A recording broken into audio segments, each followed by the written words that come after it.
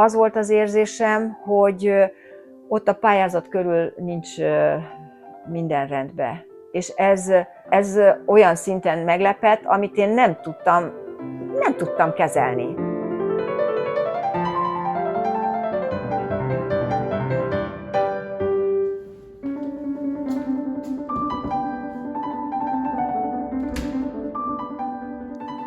Az egész családom vegyész. Az azt jelenti, hogy vegyészmérnök volt az apu, az anyuval is valami gyakorlaton ismerkedtek meg, a húgomból is vegyész lett, a férje is az, de azért a művész lelkek is ott vannak, mert zenész, zongorista, festőművész, tehát itt a képek, amiket látsz a falon, az a nagynénémnek a festményei. Végül is a saját nevem a művész nevem. Igen. És anyu pedig úgy szólított, hogy Bara, és én a leveleimet is, hogyha valakivel közvetlen viszonyban vagyok, akkor úgy írom alá, hogy Bara, és úgy ismernek a barátaim. A Nyóckertből, amit itt az előbb említettél, azért azt kell mondjam, hogy mi a Kálvin tér közelében laktunk, tehát ahhoz azt mondom, hogy a kisképző, a múzeum, de tehát én a múzeumkertben kavicsoztam gyerekkoromban, hogy kis vödörbe oda vittek mint a Pál sétálni utcai el. fiúk. Pontosan ott, ahol a golyót görgették a Pál utcai fiúk. Az ELTE Ságvári Endre gyakorlóiskolájába jártam az első 4 osztályt. Igazából úgy volt, hogy az anyujék még ebben az általános iskolai időszakban művészi tornára irattak be, és ott derült ki, hogy én egészen ügyesen mozgok, és amikor talán a Kudlik Júli, vagy nem tudom, felolvasta a tévébe, ugye akkor még egy csatorna volt, hogy az Állami Balettintézet felvételit hirdet, akkor épp a tévé előtt ültünk, és ezt láttam. Beszéltük anyuval, hogy mi lenne, ha ezt megpróbálnánk. 4000 gyerek 4 napon át, mire kiválogatják azt az évfolyamot, akik aztán végül az az évfolyam lettünk, akik megalapítottuk a Győri Balettet. Volt akkor a gazdasági háttere a szüleimnek, hogy még autónk is volt, egy Moszkvics 403-as, ami azért nagy dolog, és utána pedig elindult az a karrier, ami óhatatlanul rabul ejtett. És második évfolyamtól mi már szerepeltünk. Az azt jelentette, hogy a balettintézet az úgy néz ki, hogy reggel 8-tól vannak a balettórák, utána vagy egy néptánc, vagy egy történelmi társas tánc, vagy aztán később emelés ugye a fiúkkal, tehát hogy különböző spiccórák zajlanak, és akkor 11-től volt egyig egy időszak, amíg mindig mentünk át az operába, és tanultuk meg azokat a táncokat, amiben felléptünk. 1-től 2-ig volt az ebédszünet, és akkor 2-től fél 6-ig volt a tanítás. És akkor átmentünk a Zebrán az operaházba, és elkezdtünk átöltözni, mert este 7-től előadás volt, vagy ha éppen nem volt aznap előadásom, akkor ha balettest volt, amiben én nem szerepeltem, például Bezsárest, akkor én ott ültem, mentünk a kakasülőre, vagy tudtuk a titkos iratokat, hogy kell belógni az operaházba, és akkor onnan néztük az előadásokat.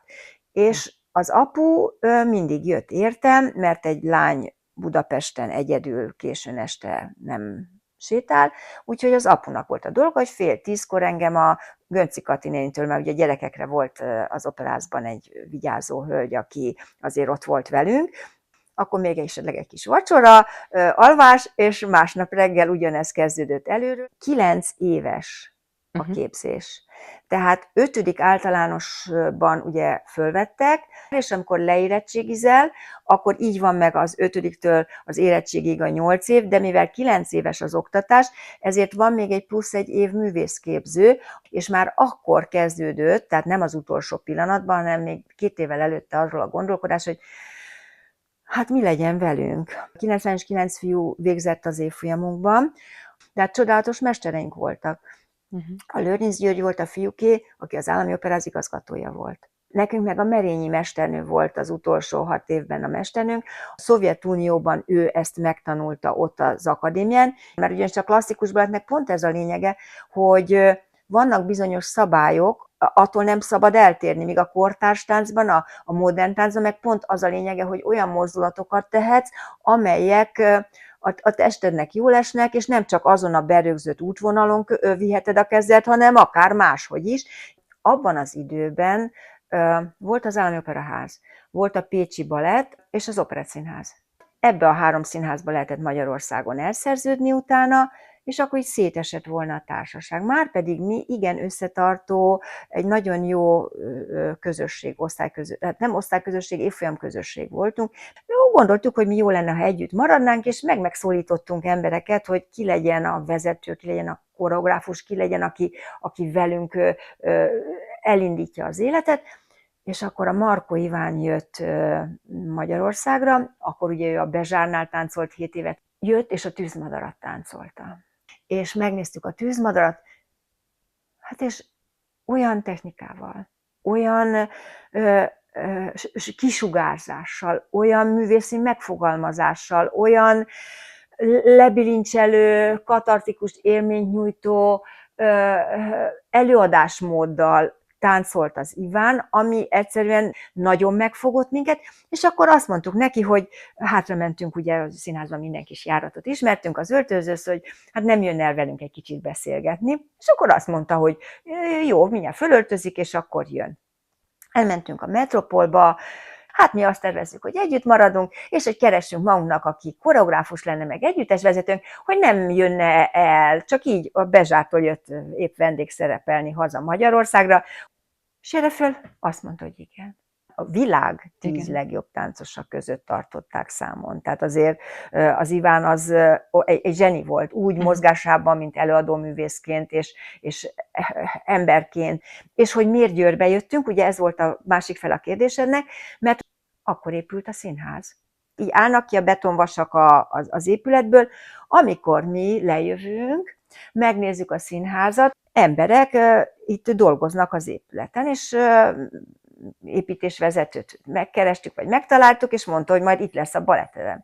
És akkor mondtuk, hogy akkor párnafásra csinálják, mert hogy egy baletteremnek nem elég, hogyha egyszer deszkás, hanem az kétszer kell, ugye a ruganyosság miatt, és ezt így jól megbeszéltük a szakmai részét a leendő balettermünknek, olyan lett, csak jelzem. Valamint hát jöttünk Győrbe, és a Cserhalmi Imre igazgatóval is konzultáltunk, aki aztán végül eljött Budapestre, és aláíratta velünk a szerződéseket. Olyan szintű fogadtatás volt itt Győrben, hogy Bartók Béla út 53-án mai napig is ott vannak a táncosoknak a szolgálati lakásai. A 3.-4. emelet volt az a győri balettnek a lakásai, 2-esével laktunk ott.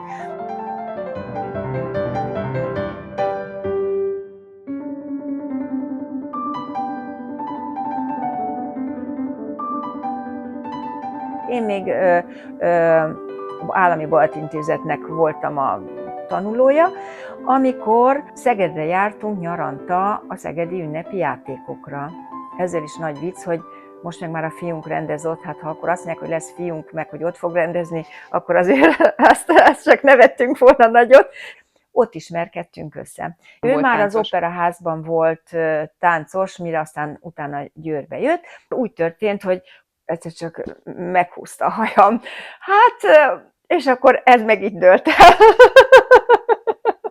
Tehát nagyon gyerekek voltunk, tehát csak szeretném mondani, hogy ő ugyan már felnőtt gyerek volt, de én meg még nagyon gyerek.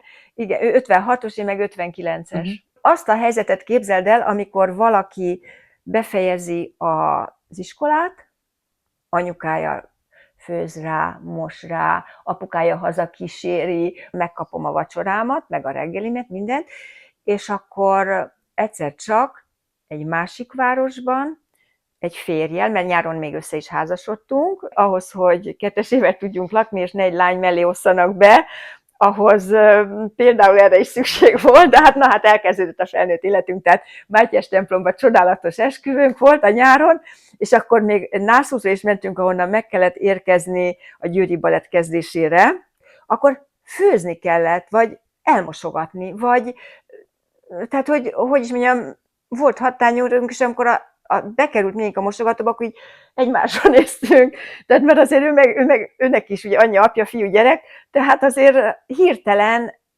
meg kellett tanulni élni. Panellakásba kerültünk, a sarki 4. emeleti legszélsőbe, ami azt jelentette, hogy szerintem csak a tapéta tartotta össze. Tehát amikor jött a tél, akkor rendesen kabátban aludtunk, megküzdöttünk a téli kabáttal. Ifjúházasok azt tudják.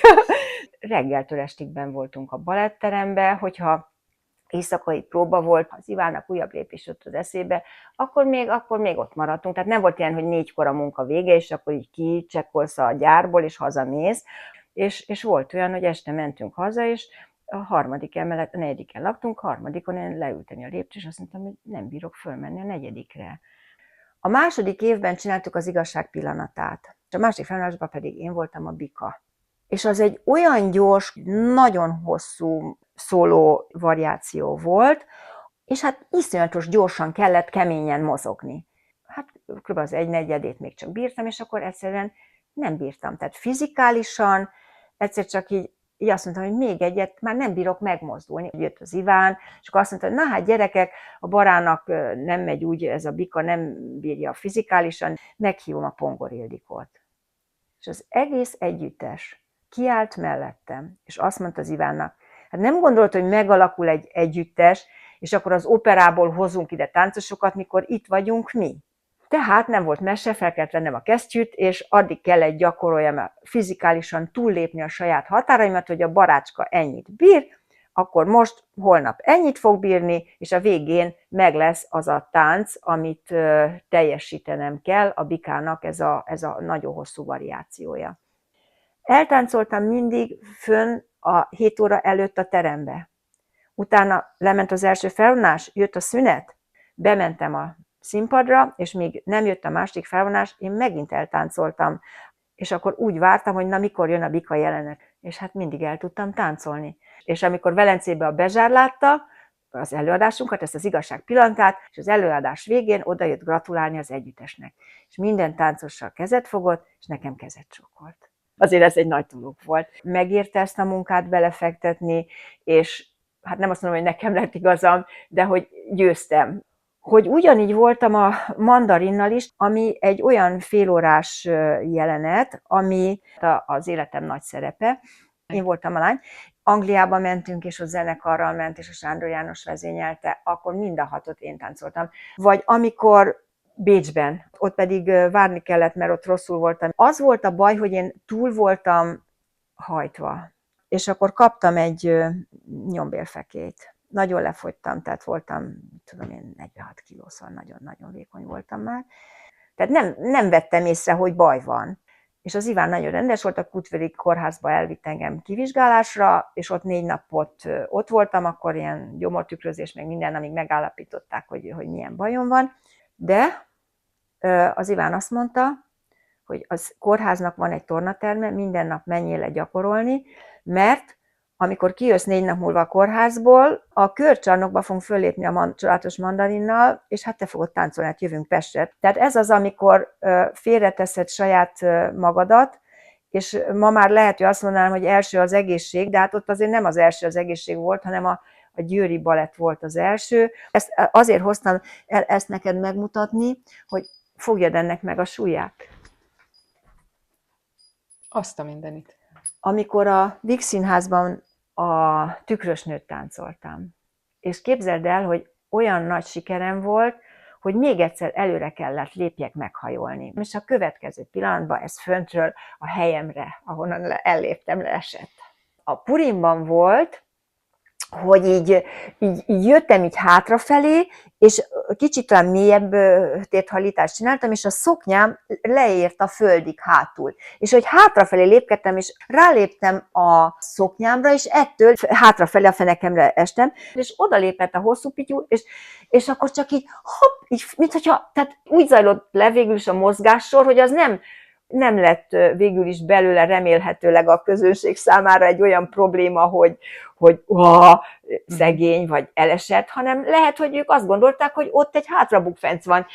Tehát nincs olyan szerep, amit ne táncoltam volna el. Én mindent megkaptam, és hát kiskoromtól ugye szerepeltünk. Tehát a számomra kifestettem magam, fölvettem a ruhát, semmi izgalommal nem járt. A Házi Erzsébet lábai előtt táncoltunk, és ettől én nem, tehát hogy fölment a függöny, és semmi izgalom nem volt rajtam. Mikor lett ez a bika probléma, én attól kezdve izgulós lettem. Na ez egy probléma, és ezt sajnos utána éveken keresztül vittem magammal. És na azt leküzdeni, ezért ezen nekem dolgozni kellett, hogy így lazán meg tudjam tenni, és most már meg tudom tenni, hiszen pár évvel ezelőtt is még táncoltam, és akkor jött az előadás, és így hallottam, hogy ül be a közönség, és újra az a kulisszába állsz, és újra hallasz, hogy még mindenki beszélget, nagyon jó élmény volt, jó volt tapasztalnom azt, hogy persze van egy ilyen feldobottsági érzés, de nem idegbaj.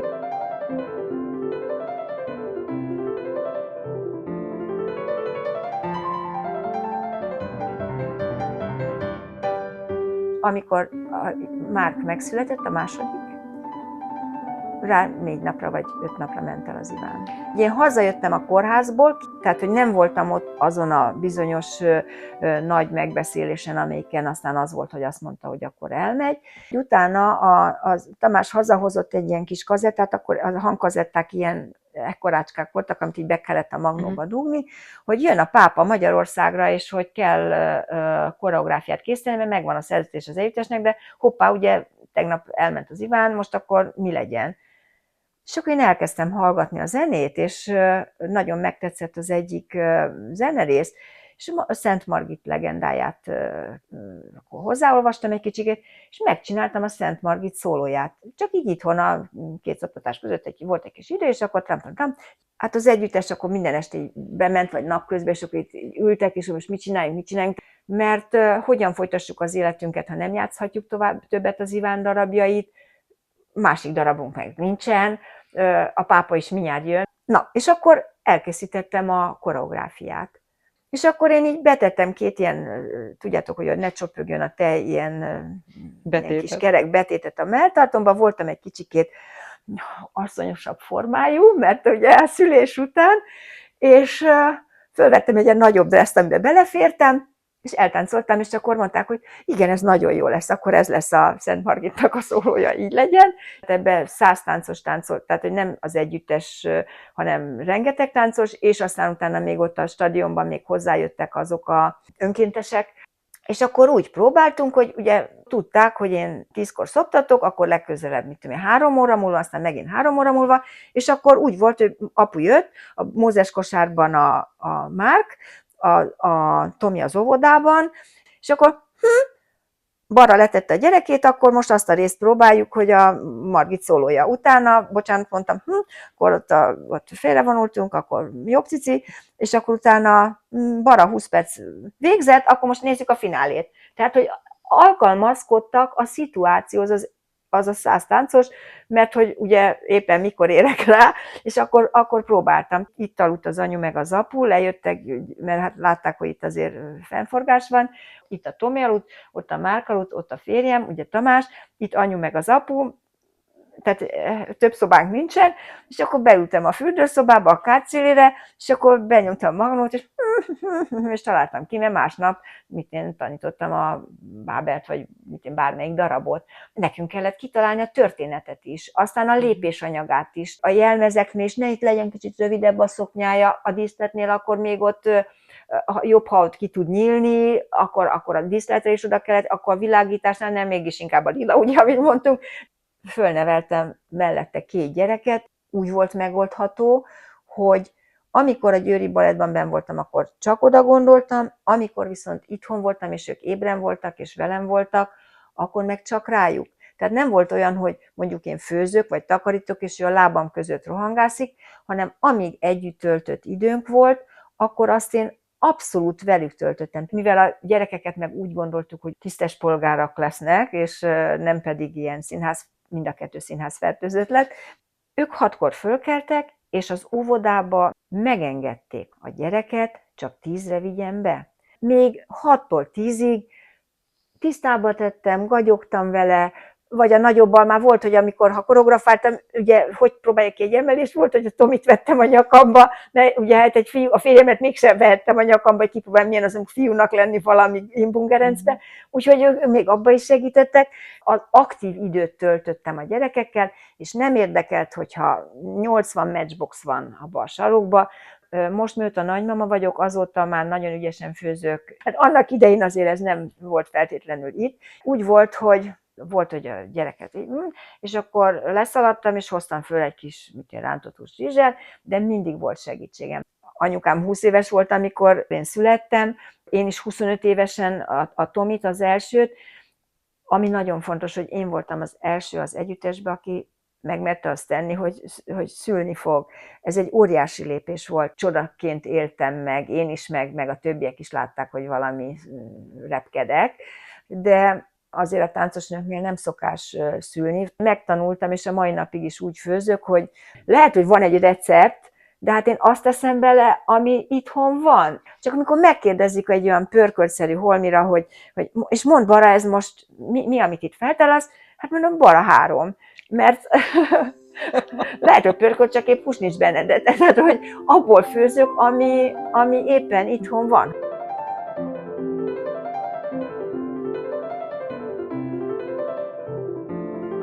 Először ugye 10 évig művészeti vezettem az iskolát, az István távozása után, ugye fölkértek, ez az általános iskola. És amikor meg 26 év szolgálat után, mert 25 év a táncosoké, de az János kivárta azt, hogy nagyon rendes volt, hogy én mondjam azt, hogy nyugdíjba szeretnék vonulni, mint táncos, ez a művészeti nyugdíjba. És akkor azon a nyár volt pont az, amikor kiírták, ugye 5 évenként van az iskolaigazgató választás, hogy legyen iskolaigazgató valaki, és én akkor megpályáztam, 3-an pályáztunk erre, és én nyertem végül meg, és akkor már nem csak tanítottam, akkor így már nem csak évfolyamon voltam, az egész iskola az enyém lett. Nekem 8 diplomám is van, mert én mindig tanultam a munkám mellett, és én a művelésmenedzser szakot Pécsen Tamással, mert mindig mindenhol tanulni is együtt mentünk, tehát azt is elvégeztük, hogy legyen egyetemi diplomám, mert az egész családban mindenki egyetemi végzettségű, ez elég furi lenne, ha nekem nem lenne, gondoltam, és egész jól ment az iskolaigazgatás, de ugye eljött az 5 év. És amikor a következő 5 évre pályázni kellett, akkor én nagyon megzuhantam. Az volt az érzésem, hogy ott a pályázat körül nincs minden rendben. És ez olyan szinten meglepett, amit én nem tudtam kezelni. Olyan szinten voltam ettől megzakkanva, hogy így mentem az utcán, és elestem. Akkor ott én tönkrementem. És akkor Kelenföldön, Szent Gellért templom. Bementem, és leültem. És akkor csak úgy azt mondtam, hogy vigyázzatok rám, vagy valami ilyesmit. És egyszer ott ültem, és egyszer csak ilyen csönd lett, vagy nyugalom, vagy tehát ilyen nagyon, ilyen, hát most azt nem is tudom mondani, ilyen egészen ilyen. Most lehet, hogy azt mondták, hogy ne iszkulj, barácskám. Nem tudom. És akkor fölálltam, vettem a dolgomat, és megnyertem másodszor is a pályázatot. És akkor azt mondtam, hogy nekem most kellene, hogy időt kapjak. Most azt el nem tudtam volna képzelni, hogy úgy lesz számomra idő, hogy most leülök, és fél órát mozdulatlanul ülök, és nem gondolok semmire, mert, hogy mondjam, én állandóan mozgok. Tehát, hogy én nem tudok megülni a fenekemen. És akkor azt mondtam, hogy hát nézzük meg ezt a Camino dolgot, hogy akkor az ember megy, de közben akkor tud gondolkodni, mert nem kell logisztikázni, hogy a gyerekkel mit csinál, mert már kirepültek, és addigra ugye már egyetemisták lettek, és elmentek Budapestre. Pont jókor csináltuk, mert még fizikálisan még nem voltunk olyan idősek, hogy ne tudjuk megtenni, de már szabadon volt nyáron annyi napunk, hogy ezt meg tudjuk tenni. Ugye nekem van 4 könyvem. Az elsőt ugye a Győri Balett 25 évéről írtam meg, és ezt édesanyámnak fogadtam meg, mikor meghalt ott a halálos ágyán, mert ő gyűjtött velem kapcsolatban minden cikkecskét, fényképet, és ettől lett egy nagy könyvre való, a Győri Balettról szóló történet. A következő, ugye amikor az iskola, ott is megírtam a 81-től 2011-ig, a következő könyvem az a saját ösvény lett, és ez a saját ösvény, ez egy magánjellegű könyv. Ezt 1 hónap alatt írtam meg. De amikor elindultunk, akkor csak annyi legyen velünk, amit bírunk a hátunkon cipelni, és egy kis övtáska, és abban volt egy ilyen kicsike kis kék biblia, aminek az utolsó oldalai üresek voltak. Amikor mentem, akkor így eszembe jutott valami. Végre valamire van időm, ugye És akkor csak így mész, és akkor egy mezőre érkezel, és júj, de szép, és varázslatos, mert a balettermet, meg a színpadot láttad, tehát ilyen természetben nem találkoztam, és akkor egyszer csak azt látod, hogy hát olyan a természet, hogy illatai vannak, hogy föl kell menni, meg le kell menni, meg olyan magasra mész, hogy a föntről látod a másik hegynek a tetejét, meg a virágok, hogy nőnek, meg a fák milyen formát tudnak fölvenni, tehát hogy elképesztő a világ. És mivel volt egy ilyen telefonom, akkor már nagyon modern voltam, és így képi lenyomata is, nem csak az írás, hanem képi lenyomata is lett annak az útnak, amit én ott megtettem. Én egy ilyen nagyon erős, fölfűzött bokát tartó bakancsban, aminek azért súlya is van, mentem mindig, és végig cipeltem a szandálomat, hogy majd esetleg kipróbálom, hogy hát ha ő neki jó, akkor hát ha nekem is jó, majd szandálba fog. És cipőt váltottam. És attól, hogy a lábam már megszokta azt, hogy mit tudom én, így lépek abban a bakancsban, abban pedig máshogy kellett lépni. Ráadásul még rá kellett tegyek pár kilométert, hogy odaérjek, amit már ott nekem már, köszönöm szépen, nekem jobb lett volna, ha ott alszunk, és az elég lett volna. És akkor így bedagadt a lábam, hiába tettem be hideg vízbe, nekem nem lett jó. El kellett menni orvoshoz, hogy megmutassam a lábamat, hogy nehogy baj legyen velem. Mássá váltam, többé lettem, mindenkinek ajánlom, hogy menjen a Caminóra, csináljon ilyen kirándulást, adjon magának arra időt, hogy egyedül legyen és tudjon gondolkodni.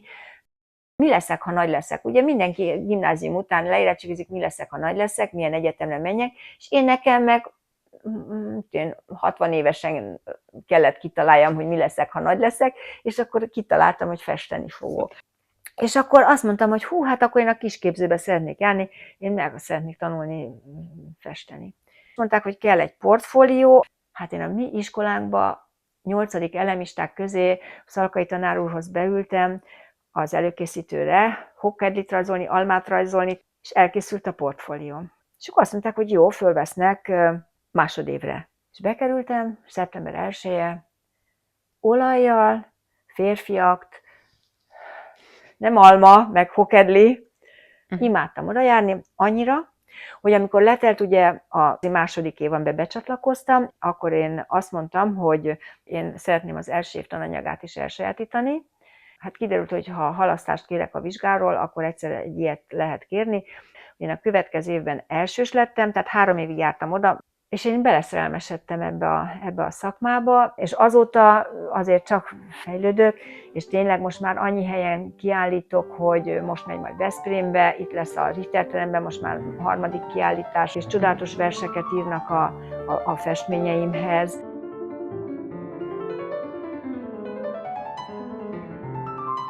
Szeretnék hosszú életű lenni, hogy én is lehessek dédnagymama, és azt szeretném egészségben megélni, és szeretném, hogyha Tamással együtt élhetném meg, és szeretném, hogyha a fiaimmal együtt élhetném meg, a menyeimmel, az unokáimmal, és hogyha én megélhetném azt, hogy még szeretetben, egészségben töltöm, minőségi életformában az életemet, mit kívánhatnék még, mert a többi rajtam múlik, tehát azt nekem kell megtenni, hogy akkor hozzájuk elmenjek, hogy főzzek neki egy bablevest. Én igyekszem azt megtenni, hogy mindenkinek jó legyen, csak cserébe én is úgy élhessem meg, hogy az nekem is jó.